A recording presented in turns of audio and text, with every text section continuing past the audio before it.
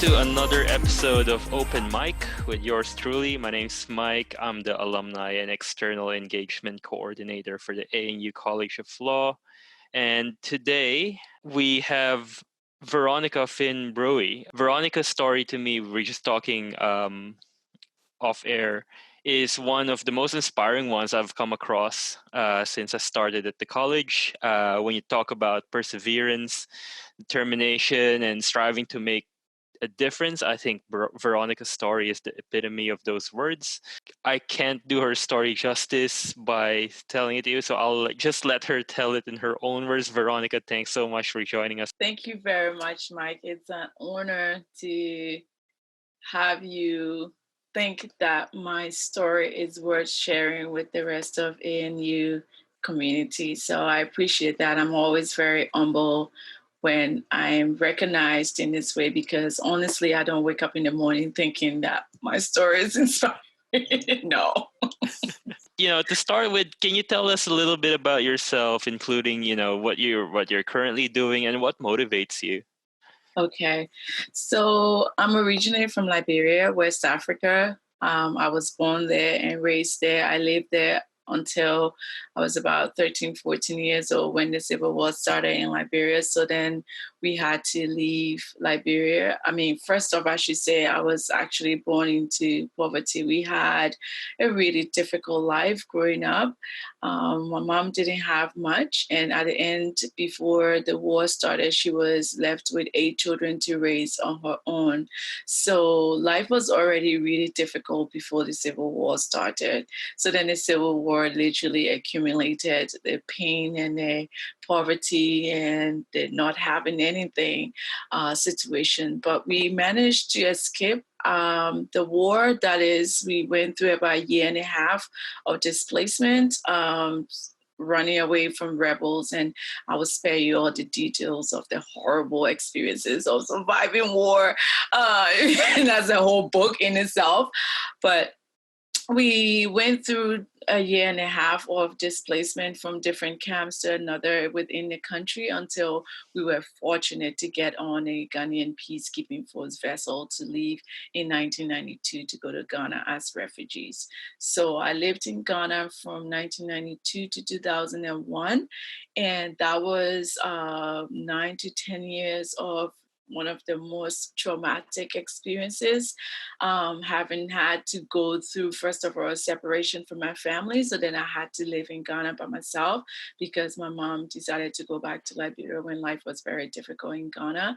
And this situation exposed me to a lot of violence, a lot of abuse that literally left an indelible experience of trauma on my life for the rest of my life. So I was fortunate again, not many people made it out of or survived the war or to make it out of Liberia to get to Ghana. But I was fortunate again a second time to be shortlisted as a sponsored refugee to go to Canada and continue my education. So I had already acquired my Bachelor of Science from the University of Ghana in 2000, and then I was shortlisted as one of 5 Liberian refugees to go to Canada to continue my education. Stayed in Canada from 2001 to 2015. But Canada, leaving from Liberia from Ghana as a refugee to go to Canada was another whole new life experience. Mm-hmm. In fact, that was the beginning, honestly, of the change of my life. Like going to Canada is like night and day, honestly, because my life literally turned around 180 degrees as I became exposed to a lot of opportunity because I landed in Canada as an immigrant. So that means I had a resident status, just expanded on my education and acquire as many qualifications as I needed to, ground myself in being ready to escape that whole refugee poverty and lack of education experience, leave it behind me and move forward to a new venture in my life. And so Canada for me is that place of deep change, and I get emotional about that. It was literally a turnaround and an opportunity where nobody will see that opportunity in you, because I was just a regular refugee girl going to school in Ghana. Nobody Mm. cares, nobody knows. You're just one of thousands. And so for me to be picked, as one of five and given the opportunity I was given to arrive here at this point, something I will never ever forget. And so that 23rd of August 2001, the date I arrived in Canada, I would never forget that date. Like, that was the day that changed my whole life. From then on, lots of things happened. I went on to acquire at least 5 more university degrees, went travel across the world, worked for the UN, worked for different international organizations, and started my own company. And now I run my own NGOs, and even went back to Ghana to teach for about a year and a half, and just returned to Seattle in March this year. That's an amazing journey right there. You mentioned you're a war survivor, you're a refugee, very different childhood experience from most other kids, right, around the world. But how did this impact your worldview, and it made you become a strong advocate for the causes that are dear for you? How did all of that impact what what you're striving for right now? My whole identity, who I am and what I've become, is very closely tied and very bonded with this experience as a war survivor. Uh, Basically because I was relatively young, and secondly because of the trauma that it left, in my life, that you can never dissociate. The trauma that you go through, I mean, sometimes as human beings, we try to deal with it by, putting it somewhere, packing it, and not trying to remember it. But the truth is, trauma is triggered in a way that we don't control. So something you see, something you read, or an experience you go through, sometimes you might think is unrelated, will spark that trauma. And so for the fact that I have to live with all that trauma for most of the rest of my life, it's difficult for me not to relate to the impact it has caused upon me. I respect and I appreciate people who tend to use scholarly or academic approach to social justice issues and try to have some empathy, but I think people with lived experience have a unique insight that they bring to it. And for me, being an academic advocate is important for me to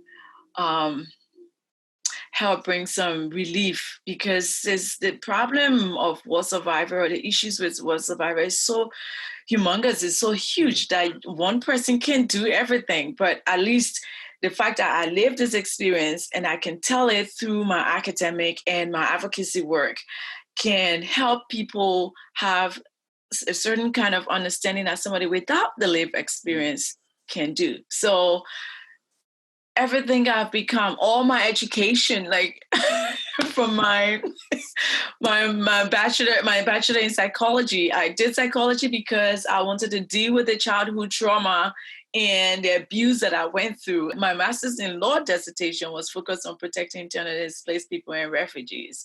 And my master's in public health dissertation was focused on the mental health of refugees. And then, of course, my PhD is just the creme de la creme, like literally dealing with as several issues. And I know we'll probably talk on some of that, but the basic issue is sexual violence and violence, systematic violence against, or systemic violence against Indigenous women. That is at the crux of my lived experience. And so as I continue to advocate and as I continue to discover my role and my purpose in life, this part of my life as a refugee and a war survivor is significant. It's very fundamental in determining how I approach the whole professional stroke advocate side of it. You mentioned that you have various degrees from different universities across the globe, different experiences, obviously from each of these universities, I'm sure. What was different about your ANU experience where you recently completed your PhD in Indigenous Law? And what sparked that interest? I had wanted to work with an Indigenous person who was in law, who understands the reality or have some lived experience of what it means to go through abuse and violence. So I was searching and searching and searching, and then I found Professor Mick Dodson. And I sent in an email and said, I'm interested in doing. Initially I wasn't focusing on Indigenous populations. I was only focusing on systemic violence against women, girls and women in Liberia. And so then I found Professor Dodson. I was like, yeah, this is somebody, because apart from him being Indigenous, I couldn't find a Black law professor that I really wanted to work with. It was just really hard to find that. And so when I found Professor Dodson, I was like, yes, this is somebody, of course, Indigenous, as somebody from a marginalized community. He understands the situation. So I emailed him, and at the time he was at Harvard Law, and he welcomed me. Then it happened that, like, I emailed him in September 2012, and he emailed me back and said, oh, in October, I'm going to be in Victoria. And I was in Vancouver at the time, Canada, Vancouver.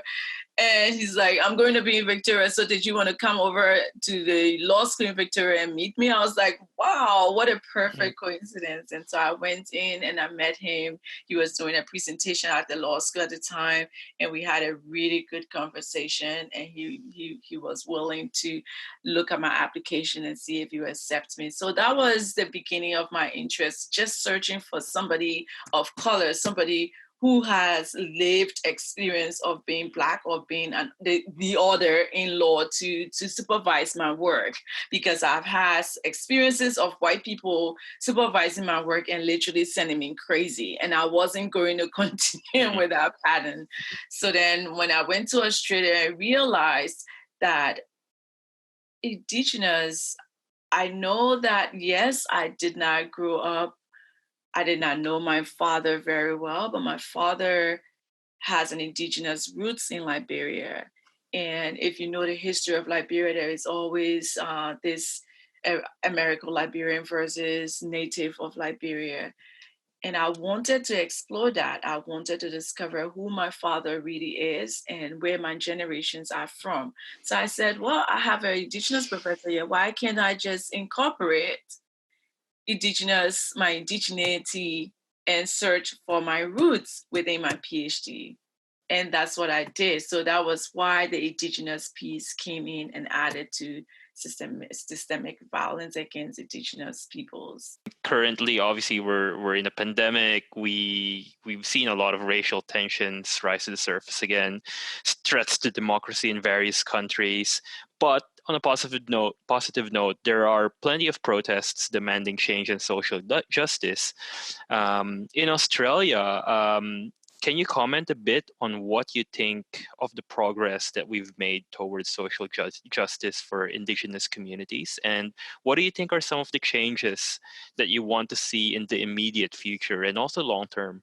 If I may backtrack a little bit in talking about how my education in Australia was different, it was very interesting. It was honestly heartwarming to work with Professor Dodson and the National Center for Indigenous Studies and all the amazing people in the law school.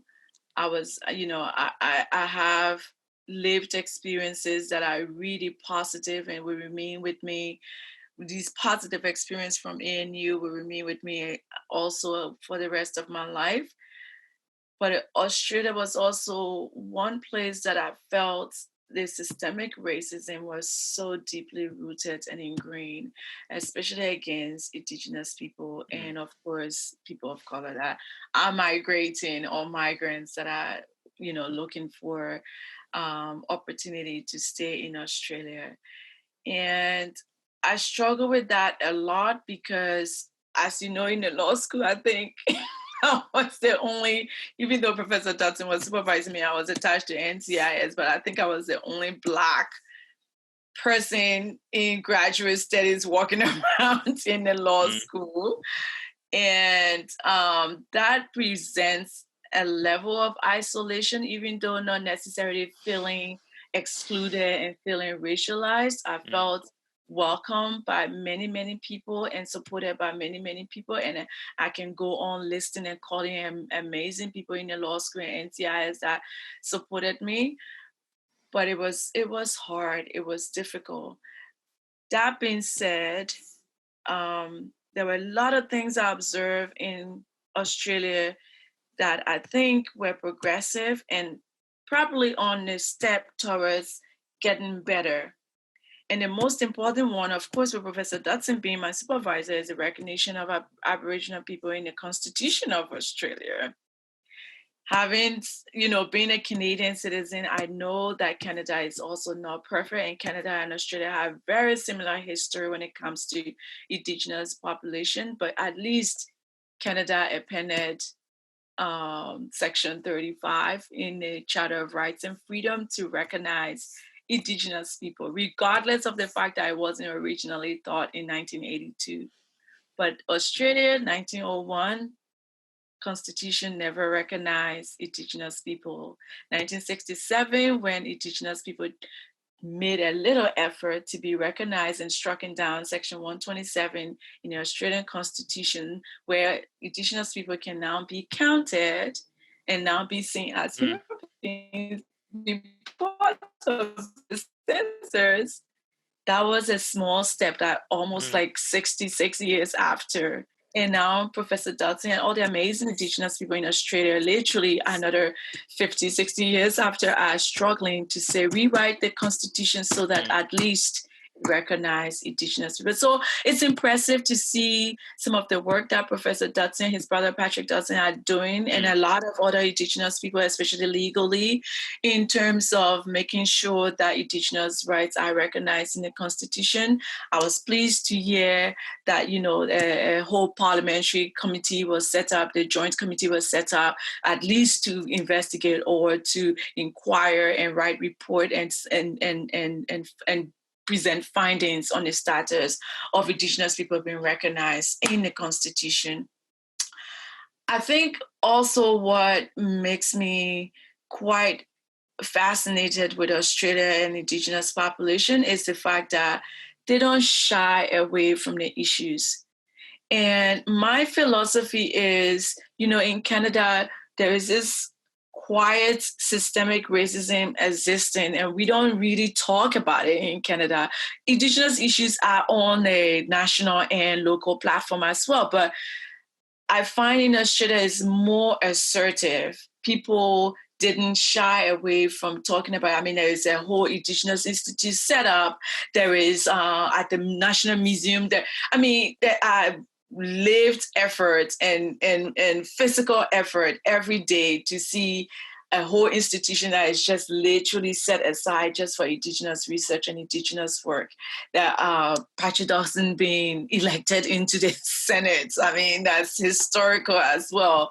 And now trying to get the first Indigenous person to head Indigenous affairs in Australia. Come on, after 1968 is like forever. What took you so long to get an Indigenous person to represent Indigenous person? Like, it's just a no-brainer. I hear you.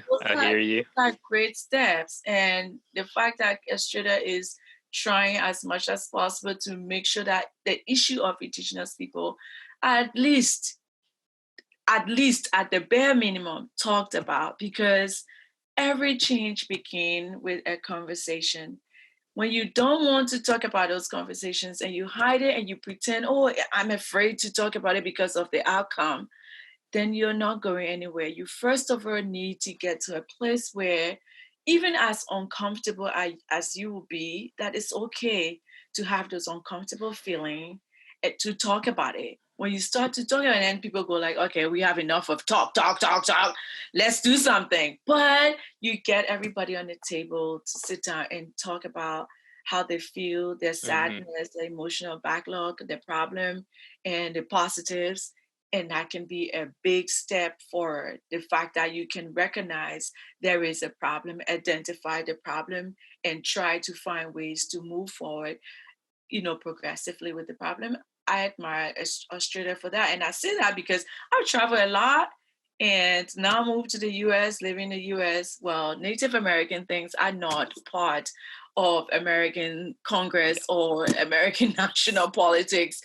And Black Lives Matter, yes, is important as well, but Native American issues as the first people, yeah, they don't talk about that in national discourse here, and that's problematic. Yep. I've got two questions left, but I Yeah, really want to touch. I really want to touch on this. Let's go for it. Let's go for it. Yep. One of the issues that your work focused heavily on, and you called it your creme de la creme of your work, is sexual and gender violence against women. You mentioned in an interview before that this is an issue that's very important to you because you witnessed it firsthand. In the world today, there are millions, thousands of women who are subject to these awful conditions. What are your thoughts on this? What we as a society can do in terms of next steps? And, how can we go about the continued battle against injustices against women around the world? That's a fundamental question again. That's a rooted and basic question.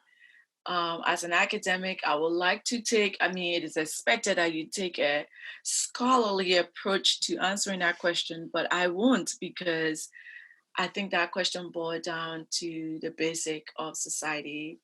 When I had my son, first of all, we didn't know we're going to have a boy. But when I had him, I was pleased, and I said to myself, this is an opportunity to raise a feminist. And that question goes straight to the fact of being a mother of a son. I find violence against women it's a conundrum. It's complex. It's very difficult to do it. And one way you think it is progressive, in the sense that women are becoming stronger, the new Me Too movement and all these law cases that are filed against men that are abusing women. But at the same time, the dominance and control over women, patriarchy and male chauvinism and misogyny is so ingrained in our society that it will take, I'm not sure, like the latest report from World Economic Forum said it would take up to, I think, 90 years for us to see any reality between some form of gender equality. So that question for me, it's a basic question that starts at home. And my mother raised 8 children on her own. There was no father in our house most of the time. And so for me, I don't necessarily see a man as the head of the home, because my mother was the woman and she was the man. She was everything in the house. And so that experience really changed my outcome about life and helped me to not see myself as subservient to male. But the reality is the fact that women are always treated, no matter whether, it doesn't matter that you think or you have a perspective that you're not subservient to a male. The reality is that women are usually perceived and treated subservient to male. And so bringing some of that experience from my mother, and watching her, be the strength, be the male, be the female, be the everything for us, has translated into me trying as much as possible to raise my son in a way that he will be what I expect to see in a man. Mm-hmm. As a woman, I usually say, as a woman, as a Black young woman or as a Black African child, we are the worst to be cursed for any form of opportunity in society. I always say you are cursed being born a Black African girl child, because it's almost like we are at the base and the lowest of all the negative things that happen in society. And I want to raise my son so that he does not perpetuate or carry on that culture of it's okay for a woman to be the homemaker and wash dishes and cook and do the cleaning, that social construct and expectation that he is supposed to learn all those things. And whoever he chooses to get married to in life, it doesn't matter. He will be a true partner. In fact, apart from the fact that, women biologically give birth, yes, but men can do everything else apart from giving birth. Men can do anything when it comes to the home, when it comes to raising children, when it comes to, of course, their opportunity in the professional world, which they champion all the time, but they can do anything. And so I believe change can come if each and every mother will really try as much as possible, because it's easy to say women are strong, women are feisty, and they're fighting for equality out there.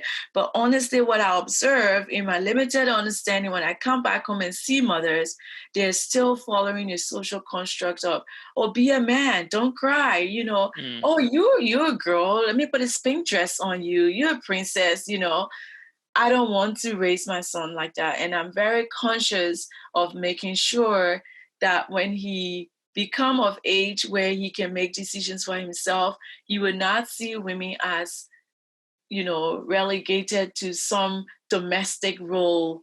He will see himself in that role, and he will also be able to just live as a human being and welcome anybody, not treat people into categories and that will later on result in domestic violence or the systemic violence that we see. So I believe strong change can come when mothers take that stand.